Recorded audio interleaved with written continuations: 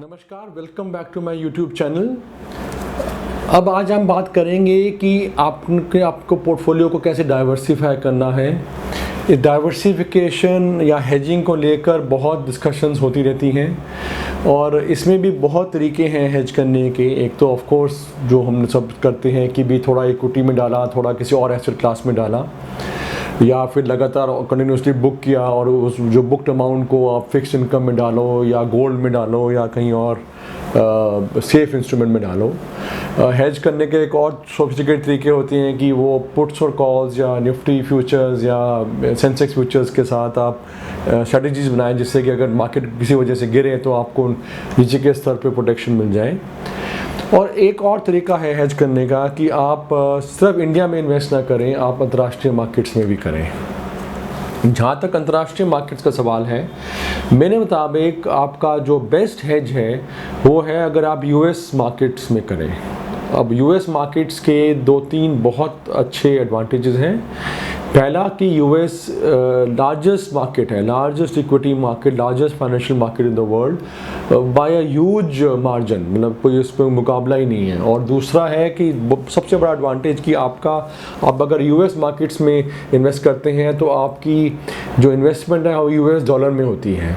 US dollar world की reserve currency है and जो मर्जी हम एनालिसिस करते रहें, अगर आप पिछले 5, 10, 15, 20, 30 साल, 40 साल का कोई भी टाइम पीरियड लें, यूएस डॉलर ना सिर्फ इंडियन रुपी के अगेंस्ट सभी करेंसीज, सभी at least developing currencies, developing world की करेंसीज के अगेंस्ट एप्रिशिएट किया है। तो आपका एक नेचुरल हेज ही हो गया कि किसी वजह से अगर ग्लोबल मार्केट्स नहीं ठीक कर रही, इंडिया में मार्केट्स बेरिश है, तब भी आपका जो regularly around average 3 to 4% appreciation हो ही रहा है, क्योंकि यूएस डॉलर एवरेज कंटिन्यूसली ऐसे नहीं करता, कई साल एक ही जाता है US dollar to Indian rupee का रेट। तो कंटिन्यूसली अगर कोई भी 5, 6, 10 साल का पीरियड लें तो average 3 to 4% US dollar appreciate करता है अगेंस्ट इंडियन रुपी। तो एक नेचुरल हेज हो गया कि किसी वजह से आपका पोर्टफोलियो इक्विटी का है वो नहीं चल रहा, नहीं परफॉर्म कर रहा, पर क्योंकि आपका एक सिग्निफिकेंट पार्ट यूएस मार्केट्स में इन्वेस्टेड है तो डॉलर अप्रिशिएट कर रहा है, तो उतनी अप्रिशिएशन तो आपको मिल ही रही है। दूसरा बड़ा एडवांटेज कि जो आप देखें जिस तरह से दुनिया चल रही है, हर जगह पे टेक्नोलॉजी है जो चीज़ लीड कर रही है। टेक्नोलॉजी का इतना ज़्यादा प्रभाव बन गया है जितना कभी दुनिया में कभी नहीं हुआ पहले, कि जो टेक्नोलॉजी के कारण बहुत सारे बिजनेसेस ऑब्सोलीट हो गए हैं। जो अर्निंग्स टेक्नोलॉजी कंपनीज़ की हैं वो किसी के साथ कंपेयर नहीं किया जा सकता। मैं बात कर रहा हूँ टेक्नोलॉजी, आईटी कंपनीज। टेक्नोलॉजी मतलब टेक्नोलॉजी जो इनोवेटिव टेक्नोलॉजीज़ हैं, जो आपके डिसरप्शन क्रिएट कर रही हैं वर्ल्ड वाइड में, और जो आपको काम करने का तरीका, चलने का तरीका, एक जगह से दूसरी जगह जाने का तरीका, ऑर्डर करने का तरीका, कंज्यूम करने का तरीका, वो सब चीज़ें बदल रही हैं। और वो ज़्यादातर कंपनीज़, मैं नहीं कहूँगा कि सारी, में ज़्यादातर कंपनीज़ एक ही जगह पे हैं, वो है यूनाइटेड स्टेट्स ऑफ अमेरिका। तो यूएस में इन्वेस्ट करने का एक और बड़ा एडवांटेज है कि आपको टेक्नोलॉजी का एक्सपोजर मिलता है। टेक्नोलॉजी ज़्यादातर यूएस मार्केट्स में ही है। इसके अलावा अगर किसी और मार्केट में थोड़ा बहुत है तो वो है चाइना।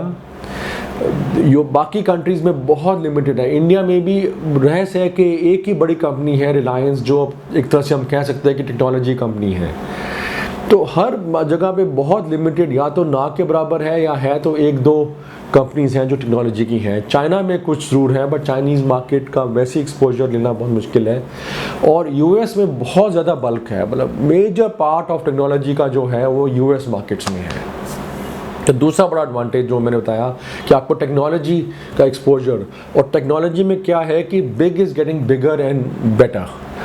जो अमेज़ॉन 5 साल पहले था, वहाँ से मल्टीप्लाई करके और बहुत ज़्यादा हो गया। गूगल, फेसबुक, माइक्रोसॉफ्ट, ये सारी जो फैंग कंपनीज़ हैं, प्लस उनकी जो बाकी टेक्नोलॉजी कंपनीज़ हैं, वो हर साल बढ़ रही हैं, बहुत तेज़ी से बढ़ रही हैं। और मेरे मुताबिक अगले कई साल तक ये जो टेक्नोलॉजी का सेक्टर है इसको बड़ा होना ही है, पूरे दुनिया में डिसरप्शन आनी है।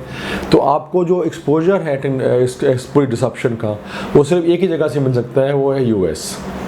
तो इसलिए ये बहुत ज़रूरी है कि आपका जो भी पोर्टफोलियो है उसको आप ज़रूर थोड़ा पार्ट यूएस मार्केट्स में एक्सपोज करें।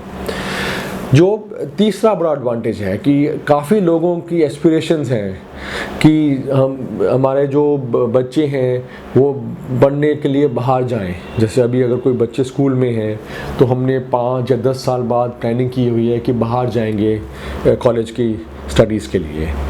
अब एक बहुत अच्छा तरीका है हेज करने का कि आप यूएस मार्केट्स में इन्वेस्ट करें, क्योंकि डॉलर ने बढ़ते जाना है। ये जो प्राइस है उसका आप अनुमान नहीं लगा सकते कितना हो जाएगा 10 साल बाद हायर एजुकेशन का। तो एक तरीका हेज करने का है कि आप ऑलरेडी कुछ इन्वेस्टमेंट वहाँ कर दें। अगर डॉलर वाकई में काफ़ी स्ट्रॉन्ग हो गया 10 साल तक तो उसका कुछ पार्ट तो आपका कवर हो गया, क्योंकि आपने भी उस मार्केट में इन्वेस्ट किया हुआ है।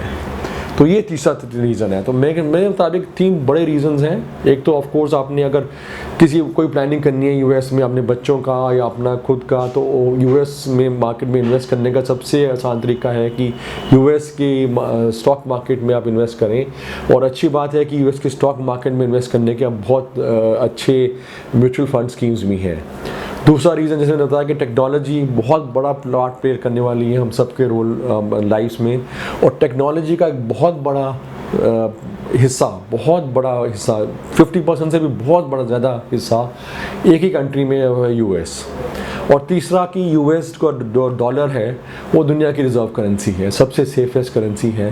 हर developing country including Indian rupee के अगेंस्ट वो अप्रिशिएट करती है।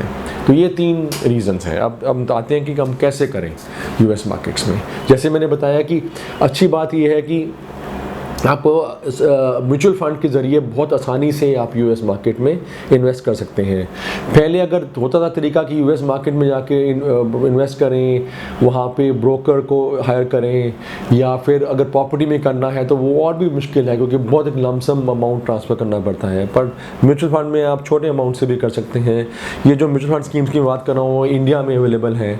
तो 3 स्कीम्स, एक तो मोतीलाल ओसवाल नैस्डैक 100 ETF, ये 2011 से स्कीम चल रही है। रेगुलरली अच्छी परफॉर्मिंग स्कीम है, आपके सामने इसके रिटर्न्स भी आ रहे हैं। तो काफ़ी अच्छी कंसिस्टेंट परफॉर्मिंग स्कीम है। और इसकी अगर हम देखें आपके सामने अब ये आ रहे हैं इनके टॉप होल्डिंग्स में सबसे बड़ा है माइक्रोसॉफ्ट, उसके बाद एप्पल, अमेज़ॉन, फेसबुक, अल्फ़ाबेट वो कंपनी है जो गूगल को चलाती है, इंटेल, सिस्को, अडोबी, तो सब अच्छी स्थापित टेक्नोलॉजी कंपनीज़ हैं। तो ये एक फ़ंड है जिसको आप ज़रूर कर सकते हैं। इसमें टेक्नोलॉजी का एक्सपोजर बहुत अच्छा है, क्योंकि नैस्डैक की टॉप कंपनीज़ में इन्वेस्ट कर रहा है।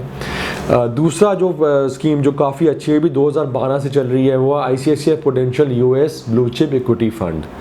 इसके भी रिटर्न्स लगातार कंसिस्टेंट हैं और आपकी इसकी होल्डिंग आपके सामने आ रही है। इसमें भी सब अच्छी कंपनीज़ हैं, Amazon, ServiceNow incorporated, Raytheon technologies, Pfizer, Facebook, Nike, सब नोन ब्रांड्स या टेक्नोलॉजी कंपनीज़ हैं इसमें भी। तो ये भी कंसिस्टेंट अच्छा परफॉर्मर है। और तीसरा है Nippon India US equity opportunities fund, ये भी 2015 से लॉन्च हुआ है। इसके भी अगर आप स्कीम्स देखें तो इसमें भी बहुत अच्छी दिग्गज कंपनीज़ हैं, Microsoft, Facebook, Mastercard, Amazon, O'Reilly automotive, ऐसे कई और अच्छी दिग्गज काउंटर्स हैं इसमें भी। तो ये 3 स्कीम्स मैं रिकमेंड करूँगा। इसमें आप SIP के थ्रू भी कर सकते हैं, आप रेगुलर इन्वेस्टमेंट भी कर सकते हैं, पर कुछ पार्ट अपना पोर्टफोलियो, स्पेशली जो उनके थोड़े लार्ज पोर्टफोलियोज़ हैं, कुछ पार्ट आपको ज़रूर अब्रॉड करना चाहिए। एक तरह से हेज हो जाते हैं इंडियन मार्केट्स का, और अब्रॉड करने का सबसे अच्छी मार्केट US है, क्योंकि और कोई मार्केट के अंदर इतनी डाइवर्सिफिकेशन नहीं मिलती आपको, टेक्नोलॉजी में एक्सपोजर नहीं मिलता, और US डॉलर का एक्सपोजर नहीं मिलता। तो इसलिए आपको ये 3 जो स्कीम मैंने बताई हैं, इसमें आप ज़रूर अपने पोर्टफोलियो को डाइवर्सिफाई करें। मैं ज़रूर उम्मीद करूँगा कि डाइवर्सिफिकेशन के कारण आपके पोर्टफोलियो में स्टेबिलिटी आएगी। प्लस आपके अगर लॉन्ग टर्म प्लानिंग है अपने बच्चे को या खुद जाने की US हायर स्टडीज़ के लिए, या किसी वजह से US में कुछ काम करने की, तो वो आपको एक तरह से फ़ंड क्रिएट करने में भी हेल्प करेगा। मेरा YouTube चैनल देखने के लिए शुक्रिया। आप इसको ज़रूर लाइक और शेयर करिए। मेरे जो सोशल मीडिया के लिंक्स हैं, ट्विटर, इंस्टाग्राम और टेलीग्राम, वो भी आपके सामने आ रहे हैं, आप उसमें भी आप मेरे को फॉलो कर सकते हैं।